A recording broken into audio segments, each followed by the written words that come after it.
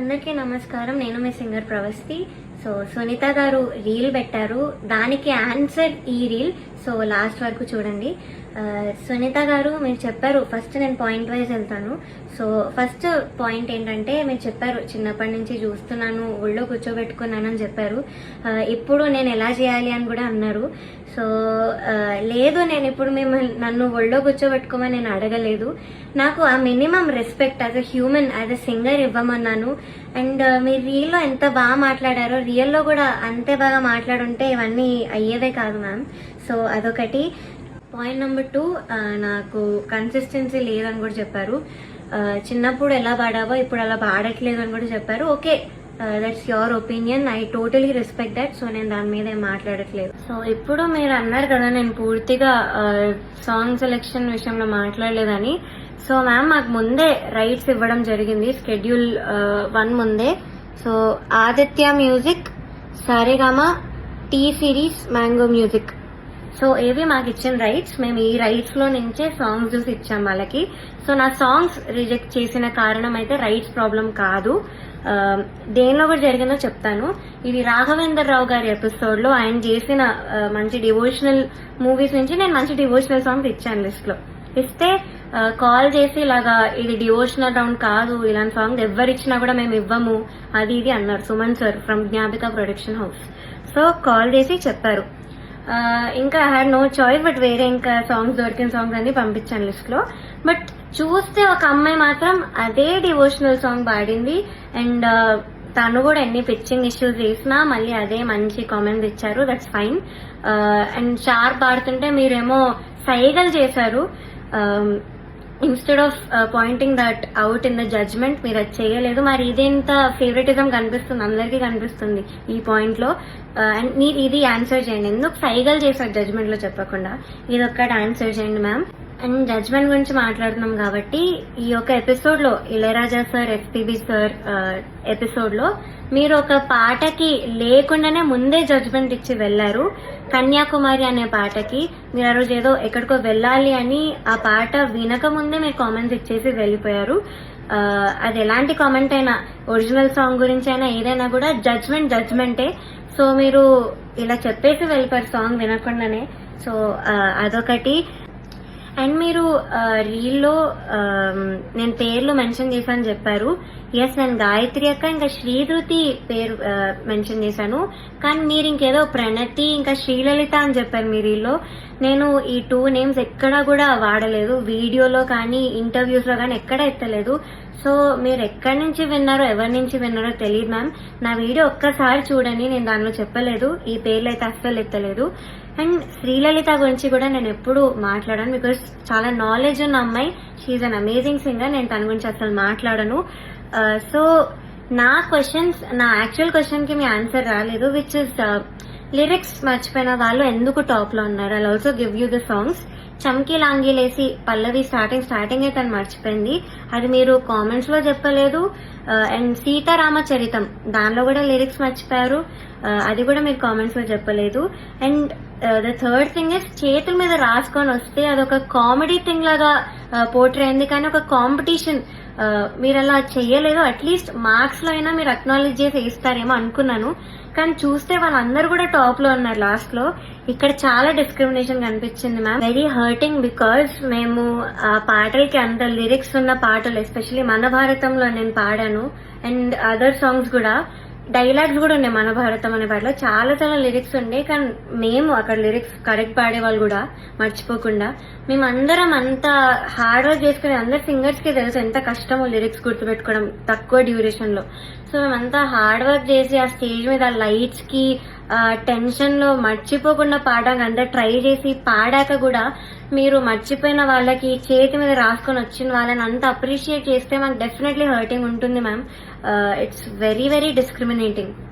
So ఇంకొకటి, మీరు mango music వాటి గురించి మాట్లాడారు కదా మ్యామ్. ఫస్ట్ థింగ్ వచ్చేసి, నాకు మా గురువు గారు నిహాల్ కొండూరి గారు, ఆయన కంపోజిషన్ లో, అది మీరు పాడిన ఆయన కంపోజిషనే. సో అయినా ఇలాగా ఎవరెవరు అవైలబుల్ ఉన్నారు కోరస్ పాడడానికి అంటే ఐఎమ్ ఇంట్రెస్టెడ్ సార్ అని నేను చెప్పాను. సో సో నాకు ఆపర్చునిటీ అలా వచ్చింది. సో ఇంకొకటి ఏంటంటే మీరు అన్నారు నిన్ను మీ మదర్ని సేఫ్గా పంపిమని నేనే చెప్పాను అని. మ్యామ్ ఫస్ట్ థింగ్ మా మదర్ రాలేదు ఆ రోజు, మా మదర్ని అలో కూడా చేయలేదు, నేను ఒక్కదాన్ని వచ్చాను. నాతో పాటు మీ అసిస్టెంట్ అక్క వచ్చారు, బికాజ్ అక్క ఇక్కడే ఉంటారంట ఇంటి పక్కన, అందుకే వచ్చారు. So my mother was not there ఆ రోజు, వేరే వాళ్ళ ఒక మదర్ వచ్చారు. సో నన్ను పికప్ చేసుకున్నప్పుడే మా మదర్ కిందకు వచ్చి అక్కతో అయితే చెప్పారు, నైట్ ప్లీజ్ డ్రాప్ చేసి వెళ్ళండి, ఇది మాత్రం నేను రిక్వెస్ట్ చేస్తున్నాను మిమ్మల్ని అని అడిగితే ఓకే అన్నారు అక్క. సో అలా మా మదర్ ముందే అడిగారు డ్రాప్ చేయమని. ఆ రోజు చాలా లేట్ అయింది, స్టార్ట్ అవ్వడమే చాలా లేట్ అయింది, నాకు చాలా ఫీవర్ ఉండే చాలా ఆ రోజు. సో వెళ్ళేటప్పుడు అక్క మాత్రం నన్ను డ్రాప్ చేసి వెళ్ళారు అని చెప్పారు కూడా, మా ఇల్లు మీ ఇంటి పక్కనే, సో అందుకే నాకు కుదిరిందని కూడా చెప్పారు. సో నాకు ఆపర్చునిటీ అయితే అలా వచ్చింది మ్యామ్, త్రూ మై గురువు గారు నిహాల్ కొండూరి సార్. ఇది కూడా అన్నారు, నువ్వు ఇదెందుకు చెప్పలేదు, నాకే నేను నీతో వచ్చి మాట్లాడాను క్లాసికల్ రౌండ్ లో అని చెప్పారు. సో ఓకే నేను ఇది మాట్లాడాలి, దీని గురించి చెప్పాలి. సో ఏమైందంటే నేను పాడలేను పల్లవైన అనే పాట పాడాను క్లాసికల్ రౌండ్ లో. యాజ్ మ్యామ్ చెప్పినట్టు క్లిక్ ఒకటి వెళ్ళింది, మృదంగం ఒకటి వెళ్ళింది. So I had to follow click follow అయి నేను పాడాను, ఐ డోంట్ మిస్ ఎనీ స్వరం. కానీ మిస్ అవ్వకపోయినా కామెంట్స్ లో ముగ్గురులో ఒక జడ్జ్ నుంచి నాకు అక్కడ స్వరం పోయింది కదా, తప్పులు అవుతూ ఉంటాయిలే అన్న కామెంట్ వచ్చింది.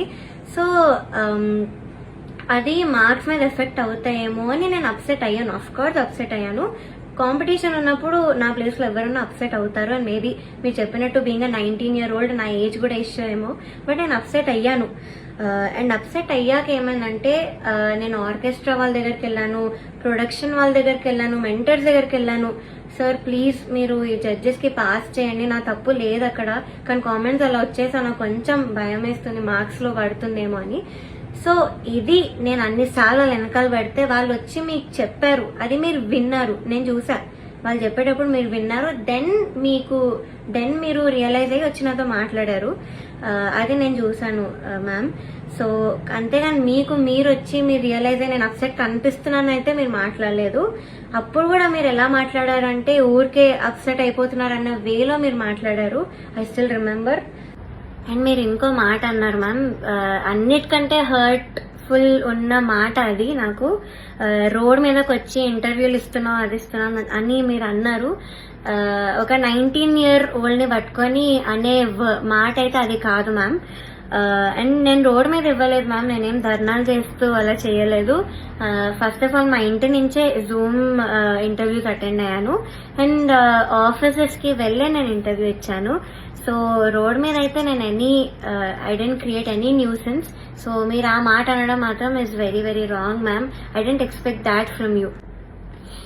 అండ్ మ్యామ్ మీరు ఇంకొకటి అన్నారు, నేను ఏదో రెవల్యూషనరీగా ఏదో చేశాను, ఏదో మాట్లాడానని. సో అది కీరవాణి గారు ఇలా వెడ్డింగ్ షోస్ లో పాడే సింగర్స్ గురించి ఇలా అన్నారు కదా. సో నేను యాక్చువల్ స్టేట్మెంట్ ఏమన్నారో అది నేను చెప్తాను. వెడ్డింగ్స్ లో పాడే వాళ్ళు నా దృష్టిలో సింగర్స్ కాదు అని అయితే సార్ అన్నారు. సో అది మీరు సార్ ఒపీనియన్ అని కూడా అన్నారు రీల్లో. సో అది నాకైతే ఒక ఇన్సల్ట్ లా అనిపించింది మ్యామ్, బికాస్ ఫర్ ఎగ్జాంపుల్ అంటే ఒపీనియన్ కి ఇన్సల్ట్ కి చాలా డిఫరెన్స్ ఉంది.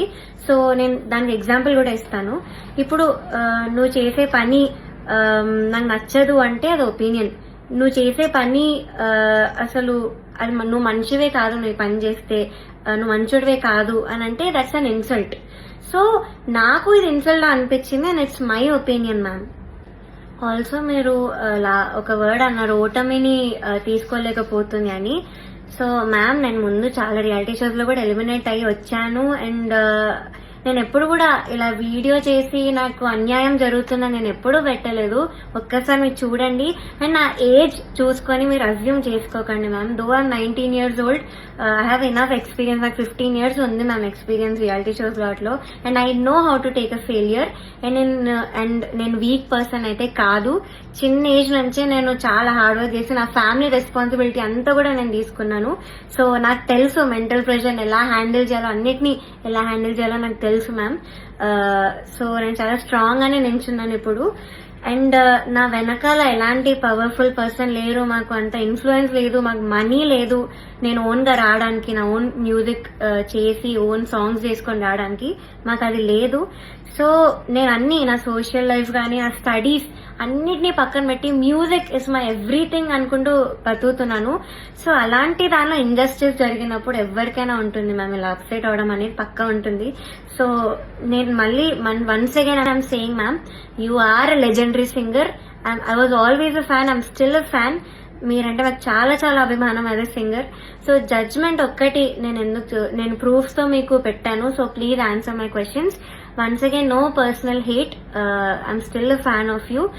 సో ఇదొక్కటి నేను చెప్పాలనుకున్నాను ma'am. Thank you so much. Hit TV app, ఇందులో short news, live news, entertainment shows, movies, digital magazines తో పాటు మీ జిల్లా వార్తలను కూడా ఫ్రీగా చూడొచ్చు. ఇంకెందుకు ఆలస్యం, వెంటనే హిట్ టీవీ యాప్ ని డౌన్లోడ్ చేసుకుని ఫ్రీగా ఎంటర్టైన్మెంట్ పొందండి. Hit TV app. Hit TV app. Please download hit TV app. Hit TV app ని ఫ్రీగా డౌన్లోడ్ చేసుకుని ఎంజాయ్ చేయండి. మీకు నచ్చిన ఎంటర్టైన్మెంట్ కోసం హిట్ టీవీ యాప్ ని ఫ్రీగా డౌన్లోడ్ చేసుకుని ఎంజాయ్ చేయండి. హిట్ టీవీ యాప్ ని డౌన్లోడ్ చేసుకుని ఆస్వాదించండి, ఆశీర్వదించండి. ఇంతమంది సెలబ్రిటీలు హిట్ టీవీ యాప్ ని డౌన్లోడ్ చేసుకోండి అని చెప్తున్నారంటే ఎంత మంచి యాప్ ఆలోచించండి. అమెరికా అమెరికా అమెరికా అమెరికాలో చదవాలనుకునే వాళ్ళకి విశ్వసనీయమైన పేరు మన శౌర్య కన్సల్టెన్సీ. UK లో 1 year masters. UK లో 1 year masters. 2 years work permit up to 5 years visa. Contact Saurya Consultancy. Contact 89851 89851.